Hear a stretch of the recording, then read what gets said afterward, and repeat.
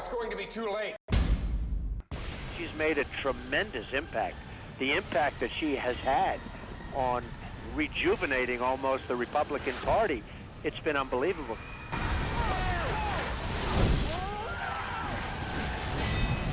The storm is just going to get worse. What should we do? I will come for you. Do you understand me?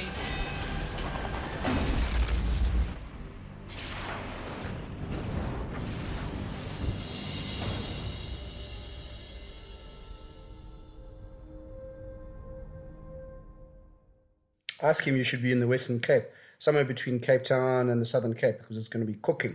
Excellent waves this weekend. Waves are actually going to be firing.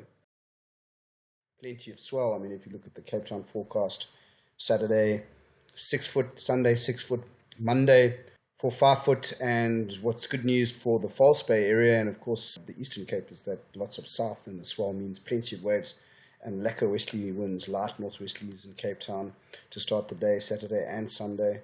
And also west coast glassy conditions early in the morning, and then of course the Eastern Cape as well. It's firing, so great conditions ahead. But that's not really why we're here right now. I want to talk to you about Cyclone Enawo, which is the next cyclone in line after we've had Abella, Bransby, Carlos, Dineo, and now Enawo. Incidentally, Dineo means gift, and she certainly gave a gift to the people of Mozambique.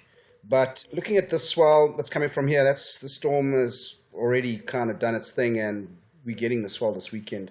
But let's just move rapidly along to the more interesting bits. So first of all, you can start seeing the cyclogenesis taking place around Cyclone Enawo. This is today, Friday evening, and basically it's becoming quite powerful.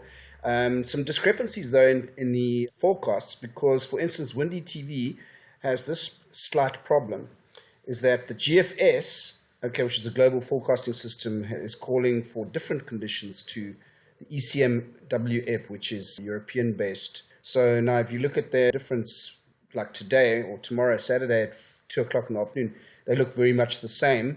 But if you fast forward to when this cyclone is due to be going the absolute blazes, Friday, let's actually look at Friday next week.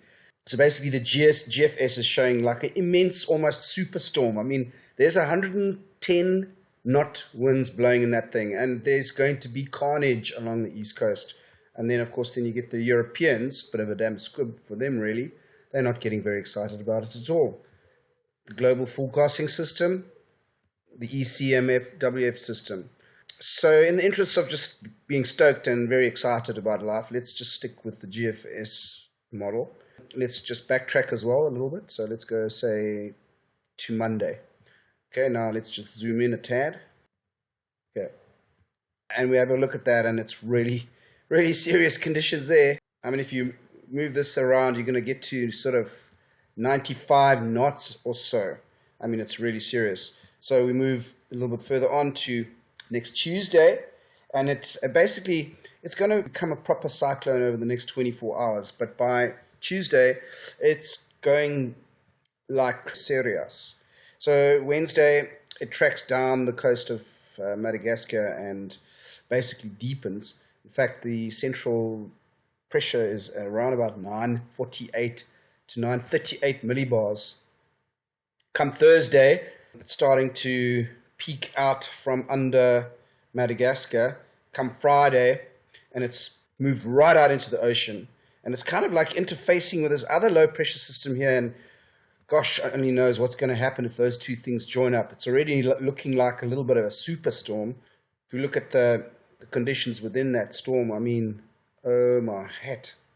I mean, that's what to say, that's like 9,900 knots. It's the first time I've ever seen a storm with winds of 100 knots in it. Let's go into the center of the eye and look a little deeper. Hopefully we can find something that just bumps over 100 knots. No, can't.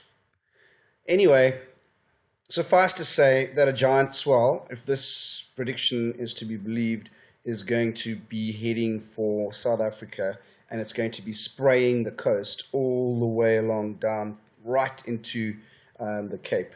And of course, this southerly blast that's going on down here, I don't know why it's doing that actually, but anyway, this southerly blast down here is going to be sending swell right up into the Mozambique channel, and all these central Mozambique spots are going to be lighting up. So if we have to look at the more boring but equally interesting surface wind charts here, okay, so let's zoom through the ages. Saturday comes a little storm, blah, blah, blah. Buster goes up the coast Sunday.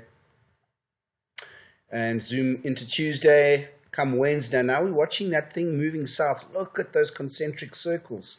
That's like Mol, man. That's Mol. That's 948 millibars.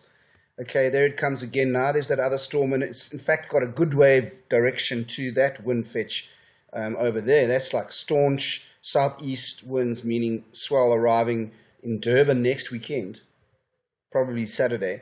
But let's just focus on the big one and look at it. It's just moving down into the ocean and just going like the clappers, man. I mean, that's remarkable. Remarkable stuff. That's kind of it. Just thought that I'd give you this update because it's going to be some interesting times next week if we are to believe the global forecasting system, and not the European system. I don't know why they're being so conservative, but anyway. Thank you and cheers. Hillary's a great friend of mine. Her husband is a great friend of mine. They're fantastic people. I mean, you know the thing, they get a bad knock. She's a very nice woman. People think tough, and I guess she's tough, but she's a very nice woman, and he's a very nice guy.